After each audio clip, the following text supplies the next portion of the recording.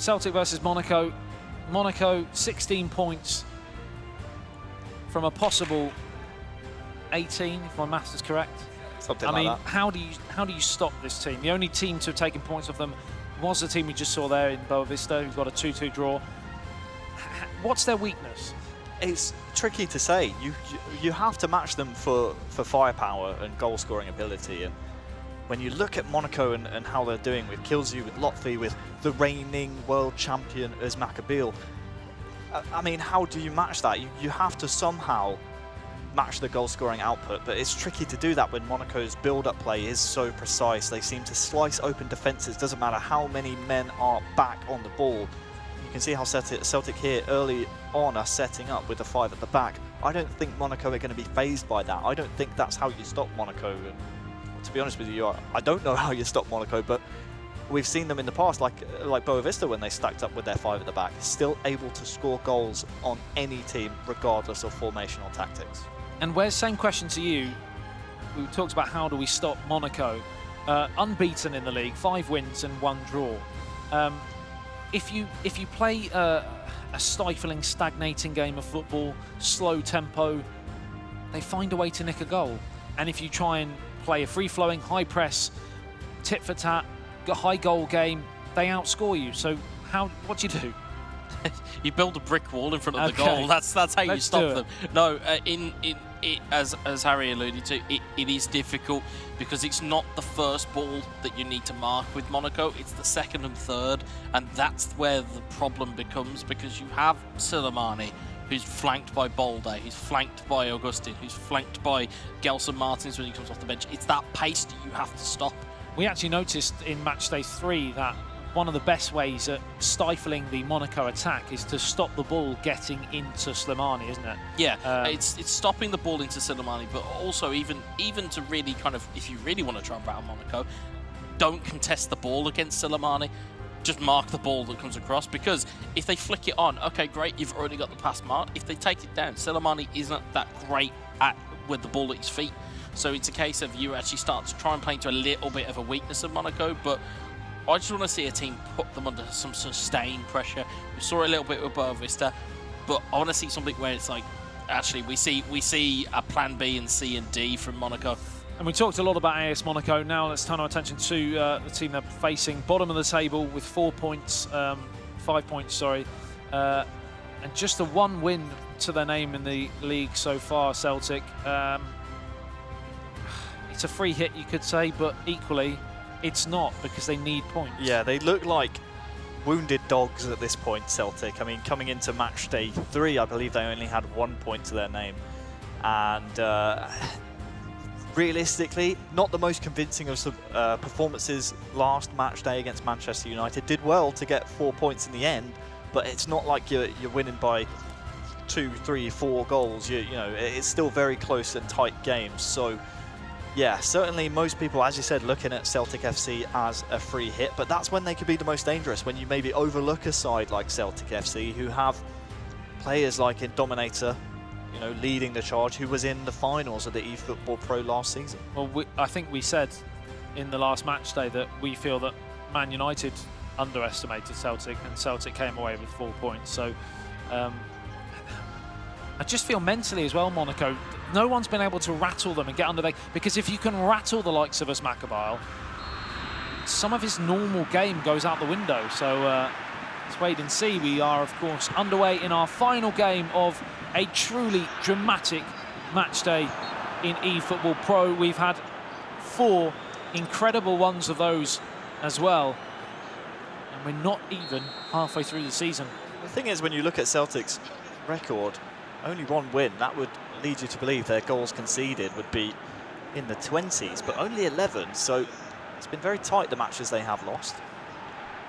But often, they just can't seem to push themselves over the line. They're going to have to do that here against Monaco.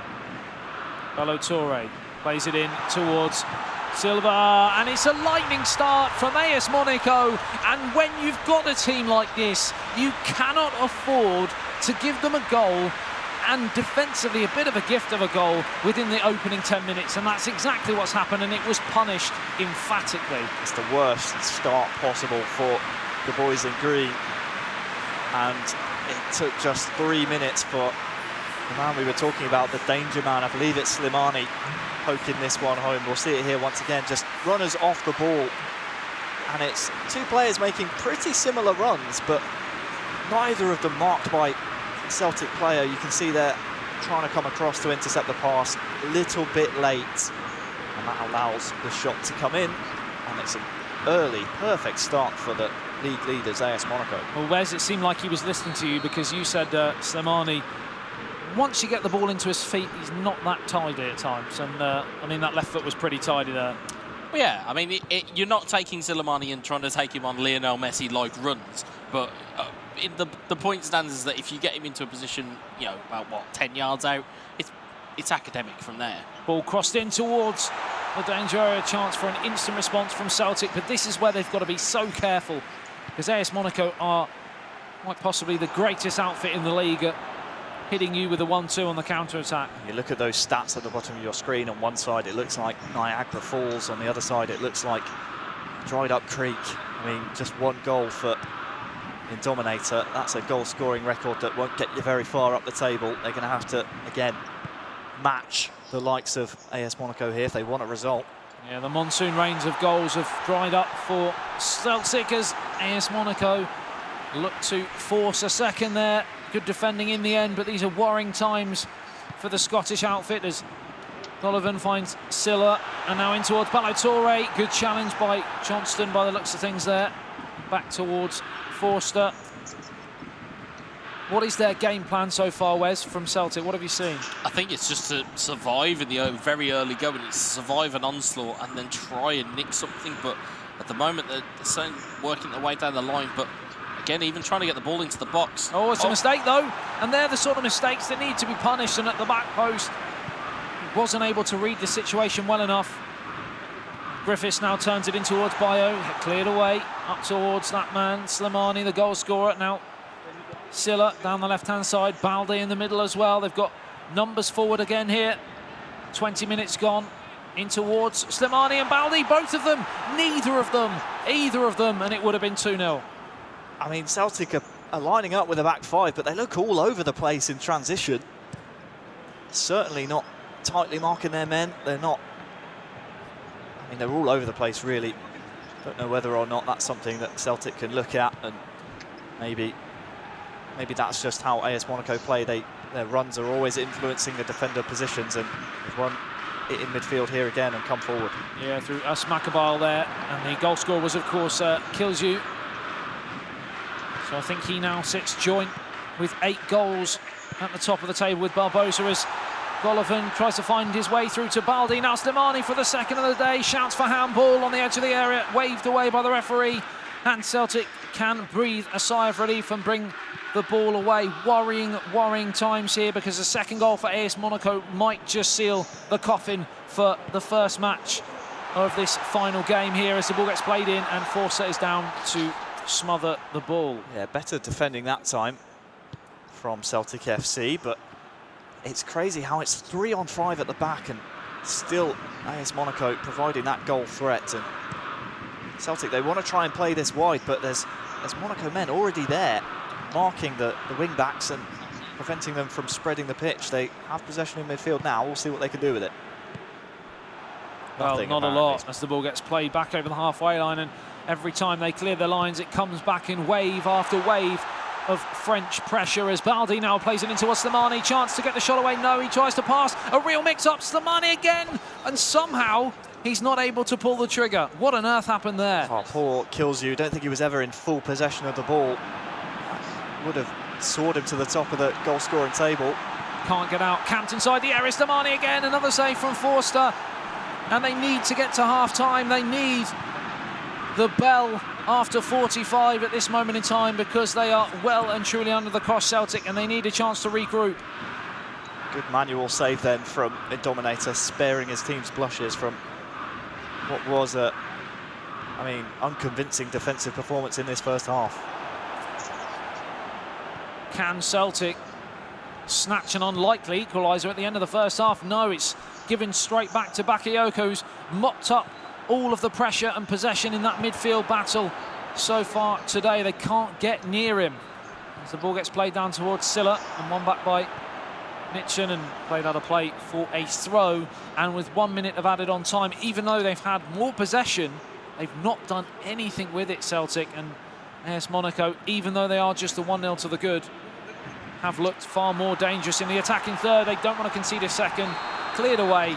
And after just 4 minutes, you were expecting the worst, really. And they've survived to half-time, Rip.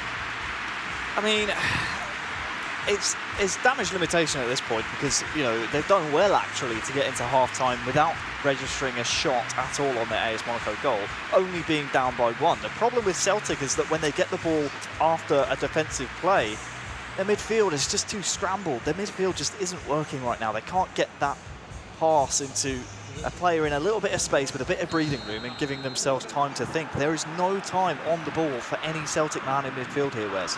But just the funniest thing there that you've said is damage limitation at 1-0. That shows you how much of an attacking threat that this Monaco team possess.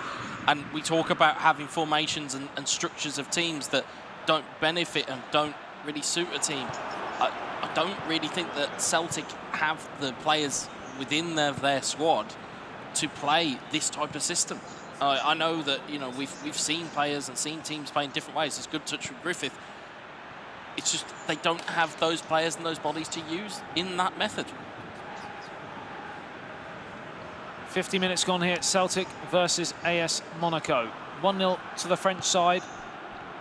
We keep talking about how good the French side have been and how potentially the formations, etc., aren't working for Celtic, but they are still well in this match. 52 minutes gone. They probably would have taken 1-0 because certainly a point out of this first game, they would have snatched a hand off.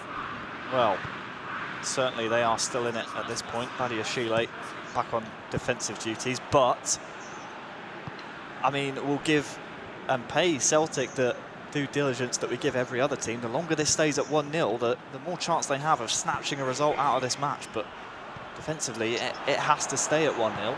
So far, they've weathered the storm, and you know, smooth seas don't make strong sailors. The worrying thing, I'm just going to glide past that last statement. The worrying thing for Celtic is, of course, the longer the game goes on, the more they've got to push in search of that equaliser, and then it leaves themselves open to that lightning Monaco counter-attack. But still, they've been better in this second half. They've not allowed AS Monaco many chances, but we know they only need really one, and it'll be another second goal. Slimani, now Baldi, chance played through. Silla just can't quite get on the end of the pass. A wicked deflection away. Credit Horcher there in defence. Absolutely tremendous slide tackle just to get a touch on the ball and take it out of the AS Monaco attackers. Indeed, as Killju throws it in, looking for Usmakabal in the heart of the 6-yard box. And now it's Lotfi to play it forward towards Killju, cleared away out towards the right-hand side. Indojua picks it up using El Hamed. Now Mitchum being controlled by Indominator, and the offside flag is raised by the looks of things, or is it a foul? In the end, yeah, just a Monegasque player there coming in a little bit too soon. If you're a Monaco player here, are you content? Are you a bit concerned that you've only got the one goal? Yeah, I think you'd be concerned. I feel like the nature of PES, I mean, these players all know the longer the game goes on, the more chance there is for tired legs to become a factor, and the opposition to get that little bit of a boost that they need to create a clear-cut goal-scoring opportunity to tie up the game. And at this level, I mean, I know we've seen some bad misses here today, but most of the time, your opposition is going to capitalise. So to be, again, at the height of concentration, just to make sure that doesn't happen. Martinez coming on, and Coffey coming on as well for Celtic. It's all got a little bit quiet and cagey inside the studio here as we approach the final 20 minutes, and there's been almost null and void action of this second half, but that was a really poor giveaway, but he's won it back absolutely brilliantly, and now Indominator has a chance to come forward with Forrest and through towards Griffiths, and Indojua, and the offside flag is raised. Oh, it's tight. And he's tight like a tiger. Just a little bit too soon with the run. Headed away. Now Forrest wins it back, and now turn around the corner. And Indominate has a chance to play it forwards to Indojua. Back to Bitton. Bitton plays it into Forrest. Nice approach play again from Celtic. They've been much better in this second half. Forrest into Bayo. Big chance on the overlap. He's in here. Surely can't get the shot away. Maintains possession. Has the chance gone though? Coffey in towards Griffiths. Chance to get the left foot shot away. Brilliant defending in the end from Glick, but that was the biggest chance of the match for Celtic. Yeah, that's the biggest chance they've had so far. And like you said quite rightly, they could feel the pressure coming from the physical challenge that was coming in. Here's Forrest trying to get it back in. Griffiths got a chance to put it into the box. Goes back to Bauer.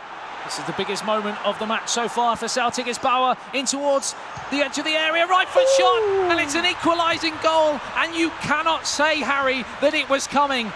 Attack after attack after attack, wave after wave. The siege mentality, and Celtic have equalised against league leaders AS Monaco, and they deserve to be levelled. Time on the clock, 79th minute exactly. So still time for either club here to snatch a winner, but it's what we were talking about. Celtic, weathering the storm. They've done just that, and just when you think the chance has gone, pulled it right back to the edge of the box, and it's Horcha, I believe, to slam it home for the green and white hoops, and it's tied up 1-1 here, Wes. Amazing. But it goes back to that thing of doing something your opponent isn't anticipating. You look at all the players that Monaco are marking, it's all central. They all leave player at the edge of the box, and it's doing something that another player doesn't see. And it's great play from Celtic. Now, Indominator trying to maintain the concentration of the troops. He didn't want them to get ahead of themselves because they've still got 10 minutes to negotiate here.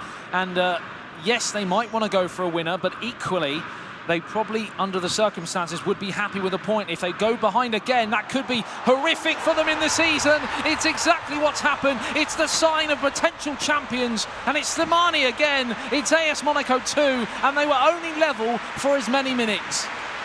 It's Slimani again, and it kills you again. 9 goals now on the season. This young man has been quite the acquisition and has fit in perfectly with the reigning champions of the eFootball Pro. And it all came from maybe a lack of concentration from Celtic. Maybe you're arguing the player and Dominator was controlling their ire, I think it was, with this header. Oh no, it's poor defending. It's a bit of poor defending in the end. Doesn't win the header. Slimani's in, one touch, and then the shot and the goal.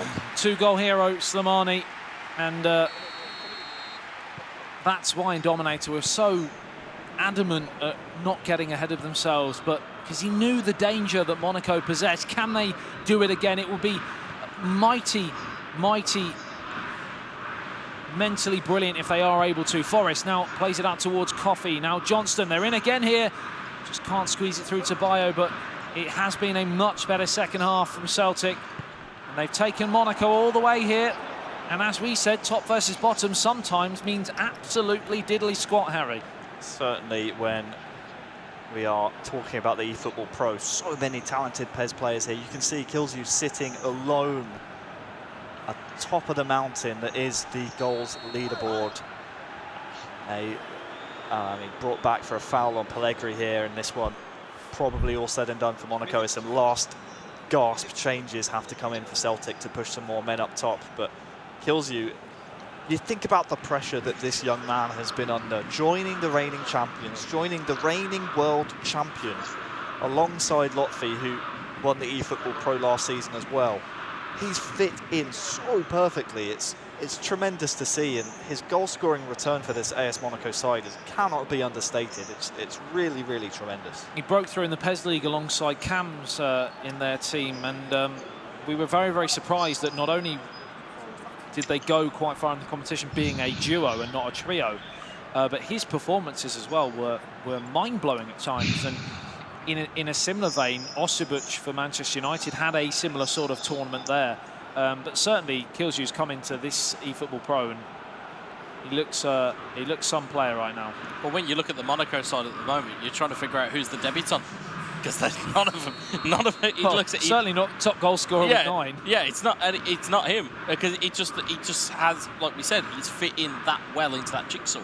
that actually it's not been a detriment to Monaco whatsoever. And it's exactly what Asmakabal said when I asked him about how he felt about being MVP. He was very quick to credit his fellow players and how they could have easily won the award as well. And we may see Kilsue winning that award after his performance today. But of course, we still have 2 minutes remaining. And if Yorker, for example, could grab a second goal, he could also be up there as the ball gets played out towards Bayer on the right-hand side. Now Forrest tries to turn it around the corner. It's all got a little bit desperate now for Celtic as they know time is running out deep into added on time here. It's another chance here though for Griffiths. He's in. It's 2-2. It's drama again in the eFootball Pro League, and Celtic have come from behind for the second time in as many minutes here. Absolute scenes. Limbs is what they call it. Dominator loves a late goal. We saw it 2 weeks ago on match day 3 against Manchester United. He struck here once again, and Wes, you were pointing it out. There were so many men forward for Celtic, and it was so disjointed at the back. It's where you've got that two bit. Yeah, I was like, Griffiths saying this player's over. Yeah, and that was it. It was seeing those two. If you've got that combination on, you're in. You're in. And to be fair, the composure to really hold your nerve in that scenario is fantastic for the boys. Yeah, apologies if you heard my voice crack there because I was jumping for joy, but it's in again here, and AS Monaco surely not to win it. What a save from Forster. Oh, the drama is never up, and finally the whistle comes to an end, and AS Monaco should have snatched it, but manual goalkeeping works finally. It was Kilsue. Yeah, it was Kilsue against Horcha. It was literally the two Devisons going against each other. What a save. Kilsue there. I mean, we were bigging him up. Maybe saw his name in lights. I mean, that would have been the match ball. That would have been a hat-trick. The match ball. You talk about energy and emotion now. You've now got to go into the next game and get yourself back up again. He was inches away from the match ball. I mean, but for some tremendous goalkeeping. I thought we would never top the FC Nantes game for drama, but that, for me, that had everything you could possibly want, barring a red card and a penalty. And yeah, like I said, apologies for the voice crack. I was jumping for joy, not because I'm necessarily a Celtic fan, but the drama got us all in raptures here, and I sort of jumped across the table to Harry and Wes and lost my microphone. But it was just, I mean, that's the beauty of eFootball Pro right there. We saw everything captured in that one set of 90 minutes. And where do you start to dissect that game? Well, I know AS Monaco won't go by this way of thinking, but the plus side, I suppose, with that point is that they've solidified for yet another match week top of the table. They are now sitting on 17 points. The next nearest is Juventus with 16. But ultimately, it's a chance missed to gain those points over Juventus, over Bayern München, who are both sitting on 16 points, you know, breathing down their necks in the league table. And ultimately, coming into it, they would have expected Celtic to roll over. We spoke about them being maybe like a wounded dog in this league at this moment in time, but it's very, very much the opposite. Celtic, very scrappy. They want to fight for every single goal, every single point, and they've done it just here against AS Monaco. Here's the thing as well. We're talking about the effect it's having on Monaco. That's an extra point for Celtic. They're bringing that bottom of the table back up. So now they're only 4 points off of top 6. Yeah. It now looks a little bit brighter. Even if they go on and lose this next game, it still looks a bit brighter than what it did at the start of the day because the results have kind of gone their way. Yeah, and we talk about the positives from an AS Monaco point of view. They are still unbeaten, of course, in the competition, and that'll bring them a lot of joy.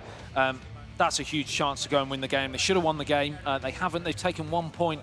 If you're Celtic, like you said, you will be, after, you know, what happened right at the death, you'll be pretty happy, more than happy with a point against the league leaders. And you'd be confident that they may be able to start to climb the table, possibly in the next few game weeks. Certainly from a mental point of view, they've impressed me over the last, because a lot's been asked of Celtic after their, quite frankly, poor start to the season. And the last couple, they got 4 points last week. They've got 1 from a possible 3 here, and they've got another chance to get 4 overall here. So, you know, they've taken a lot of stick, and they've responded, you'd have to say.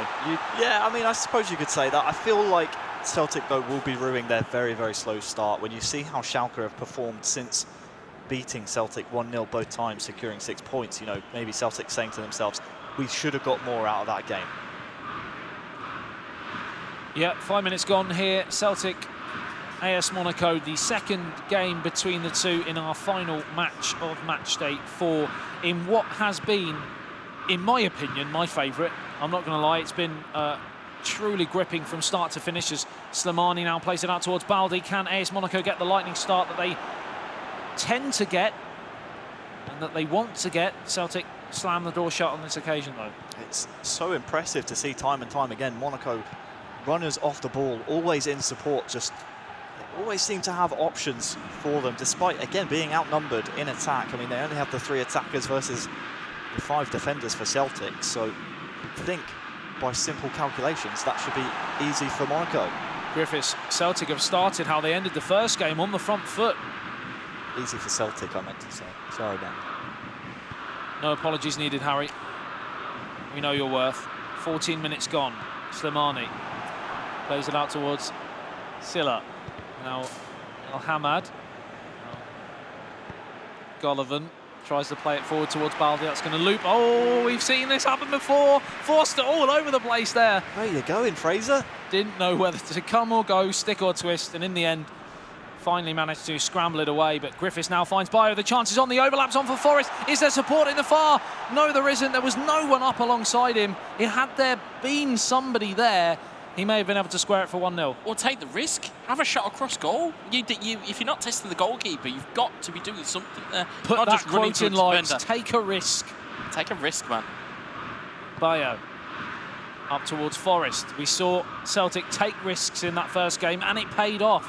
On this occasion, they went safe. It didn't pay off. It almost ricochets around, but impressively, again, from a Celtic point of view, they are going toe-to-toe with the current champions and league leaders. Yeah, they seem a bit ruffled. And it's the 5 at the back. The feathers seem to be ruffled. I'm not sure if the 5 at the back really is doing Celtic any favours. I feel like they've just grown in confidence here in this game. Slimani finds Baldi in towards Bakayoko. Another chance here for AS Monaco, though. Turn home. Stunning. In the blink of an eye, like they've done time and time again. They don't even look like being on top in a match. And then 1-2-3, 1-0. Is Maccabeal the player to slam that one home and open the scoring of this second match between Celtic and AS Monaco, which has been tantalising so far. That puts him up to 8 goals now on the season. Work for Celtic to do after going behind once again. It's a well-worked, really a 1-2 between himself and Lotfi, I do believe. Might be Kilsey, actually. But either way, it's so well-worked, and the cohesion and chemistry between the AS Monaco players, it's almost interchangeable, and it doesn't matter what the combination is, they're always on the same page, and Celtic, once again, have to come back from the dead. Indeed they do. They did it twice in the last game. They're going to have to do it again. Wes, would you be concerned that Monaco are going to try something different in this match to stop them doing that? Well, potentially. I mean, but as we've said before, Monaco are so confident with their own game plan that they aren't really too fussed as to what everybody else is doing. So I think, if anything, they'll probably just go attack mode, which is what they tend to normally do, and just try and put the game to bed quicker than what they were doing in last game. It seems like Usmakabal wasn't happy that Kilju leapfrogged him in the goal-scoring chance because he's got a goal back. He now sits 1 goal behind the young Frenchman. So it's 9 for Kilju, 8 for Barbosa and Usmakabal. 30 minutes gone here. Celtic 0, AS Monaco 1. Surely we can't get as much drama in this game as we did in the last. I don't think my heart can take it. And Harry, I will be jumping on you all over again. I know, looks like maybe that would have been a card for Ndojo. I was just looking at his reaction there in the player camp. He certainly seemed a bit disappointed with his own rash tackle there, but referee says only 1 more you'll get. Slimani, oh, it breaks here for Golovin. Smart stop by Forster, just couldn't quite get enough whip on the shot towards that top right-hand corner. Bit too central in the end. Yeah, look at this, as soon as the chance comes across, you're right, there's not enough direction on it really, but the Dominator again, with the elected manual keeper there, able to shift his keeper across, parry that around for a corner. Ballo-Touré blocked just outside the area there, out for a throw. Pass is completed. Just 54 for AS Monaco percentage. 81 for Celtic, which is an interesting stat.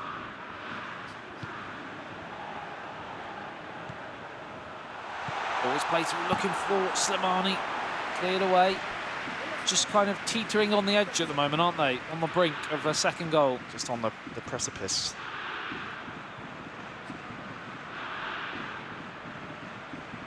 Thrown towards Slimani.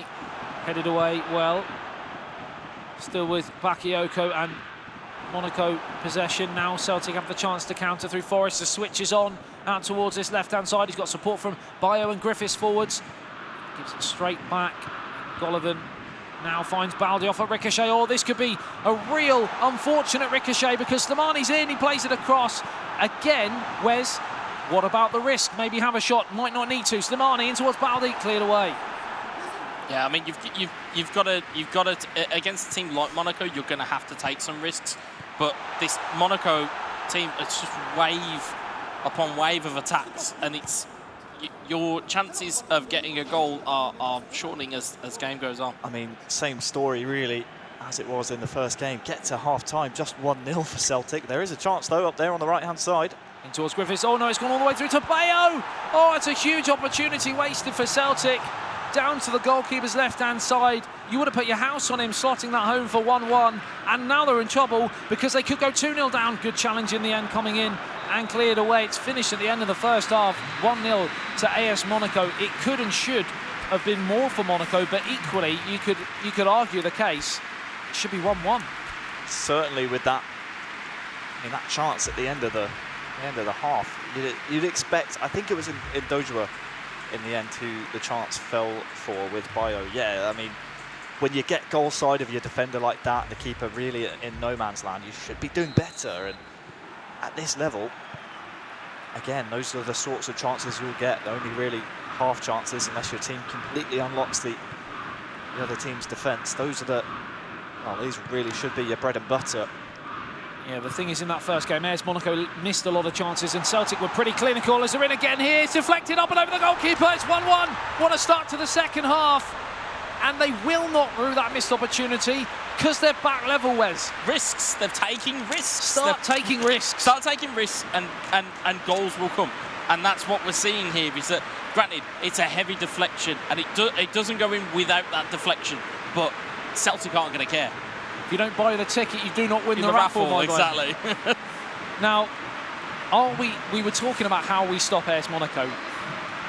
Is that one idea the way of doing it? Taking risks? Do you try and maybe possibly get a little bit lucky on the day, as has happened in that, and hope that they have a bit of an off day and miss a late chance through Kilju? Is that the way? Is it taking risks, do you think? Maybe. Certainly there's always going to be, I mean, a bit of an element of fortune in it with a deflection there. You can see how disappointed they are, but yeah, maybe taking risks. I mean, on the other side of things, Monaco will be disappointed with that and they want to go straight up the other end here. They tend to be so dangerous straight from kick-off, Monaco, as Baldi comes in again here. I think it was Chalker who got the goal. I'm waiting for clarification on that as Ballo-Touré plays it through. So we're back square again. First game 1-0 to Monaco, back to 1-1, 2-1 Monaco, back to 2-2. Should have been 3-2 Monaco, wasn't, stayed 2-2. In this game, 1-0 Monaco, back to 1-1. They're in again here, penalty. The arm comes across the face. Oh, it's offside. It's offside. Oh, we thought it was a pen. From up here, it was so hard to see the offside, and the arm came across the face, and it looked like a Stonewall penalty. Big body check coming in there, but ultimately, the linesman overruled, and it wasn't offside. We got excited for a minute there. We did. We thought there was going to be another. I mean, we said this game couldn't top the last game, but it's going its full way to do that as Bayo plays it in towards Griffiths. Tries the shot.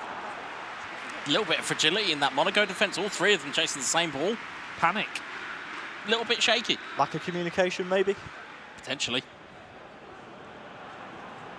They all speak French. It's an astute piece of commentary, that. Great observation. It really was. That's why I'm here. Griffiths to take the corner on the far side. A goal now for Celtic could really put a cat amongst the pigeons. I wonder when personnel changes will start to come in, because Griffiths especially has been doing a lot of running here for Celtic on counter-attacks, and it's just, I felt like he was losing his legs a little bit, and injection of pace to get in behind that Monaco defence that is, as you said, all chasing similar balls, might be what's needed. Griffiths twists and turns onto his right foot in towards the danger area. And so impressed with Celtic today, based on the fact they're up against a team who many tout as the best in the world. Griffiths now finds Forrest. Glick with the clearance. Monaco, they only need one sniff to go back in front though. Slimani finds Baldi. Both of them over now. Oh, Silla's joined the attack as well. Just can't quite get away from El Hamed, who gets it back. Now plays it out to the right-hand side, and Julien now switches it out towards Johnston. One back by Bakayoko, and now it's Monaco's turn to start the wave after wave. But defensively, Celtic have been brilliant, haven't they? Yeah, what a tackle that was from a dominator. Credit him entirely stopping that AS Monaco attack, and look at this switch. Oh, Bayo's in, he's got support across the middle from Griffiths. He may not use him, he does. Oh, it's gone past him towards El Hamed, away from the challenge. Numbers over in the middle. Oh, he can't get the cross in the right area. He's tried to pull it back when firing it across the face of goal might have been the better option. It's behind for a corner. Porter was controlling Griffiths. Lee Griffiths was just waiting to tap it in. Such a shame. They still have a corner though. Celtic, they just will not die in this match. I'm going to be completely honest. I never thought, I'm not saying I didn't think they'd get anything out of today, but I didn't think they would perform as well as they have done and match Monaco, which they have done, toe for toe. You couldn't pick a winner right now. Griffiths in towards the near post, punched away by the goalkeeper, but he's not punching very far. He's tipped it onto the post. What a stunning save, and he can't turn home the rebound. And how on earth has that stayed out? Will you see a greater save in eFootball Pro? My.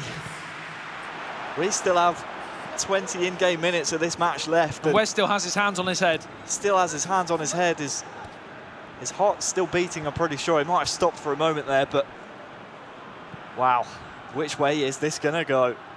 Nobody knows, and still Celtic come again in search of what would be an incredible victory if they could get it. Johnston in towards Griffiths, numbers over here, Edouard's now on. Yorker pulling all the strings in that attacking third right now. Pellegrini. Oh, the Monegasque team there just blocking each other off. I finally come back to the land of the living. I think in terms of what Celtic need to be careful of here, they need to be very careful of committing too many bodies forward and leaving it open at the back. I know we talked about taking risks. I know we talked about, you know, doing stuff out of the ordinary, but there are some times where you just need to consolidate what it is that you're doing. And at the moment, though, Celtic seem to be in the ascendancy. As Encham gets it to Edouard. Certainly all forward traffic. Bit of a clash of heads there, but how Monaco can bring it forward. 4v3. Slimani again, that point man on the right-hand side into Pellegrini. Martins is arriving. Good defence again though. Dojo it was that time. Griffiths now on this right-hand side, and 10 minutes to go, Adam.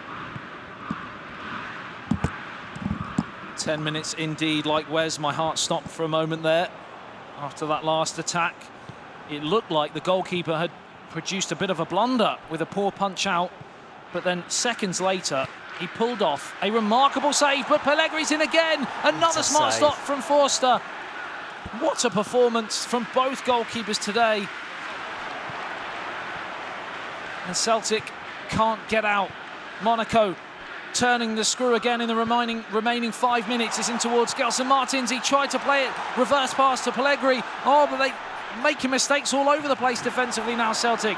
Forrest blocked by Silla, and out of play, and a brief respite for Celtic. And you'd have to say enough is enough walk away with a point now if you're Celtic, would you? Or would you go for the winner? I think you go for it at this point. Time ticking down. Make sure you're solid at the back first and foremost, but there's still chance for one more attempt, I think, in this game. Take risks, says Wes, and they almost did there as Forest continues the attack. The last attack of the match, deep into added on time. The back heel towards Bauer. Wes is screaming for the pass into the middle.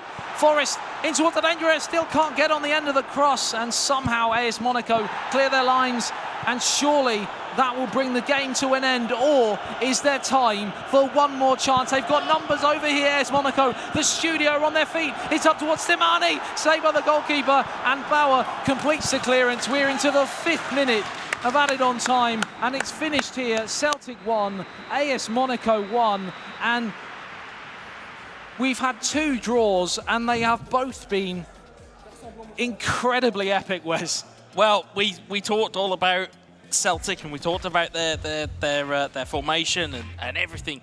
And I'll be honest, when I first saw their formation, I thought they'd just come here just to really save themselves from too many goals of being conceded and losing both games. But to come out of it with 2 draws, to show the resiliency that they did, it opens up everything, because it opens up the chase for the top 6. It also opens up the chase to the top 2, because instead of Monaco, as we alluded to, we thought they were going to potentially take both games and be 6 points clear. Now only 2 points clear. A chasing pack now has a bit of life in it, and you can sense it from, when we cut to the VIP camera, you can sense it from the noise you could hear as well, is that there was a bit of an anticipation of, oh, if Monaco score here, then it's going to be, they'll be 4 points clear. Instead, they're only walking away with 2 points. It's the first time that they've come away with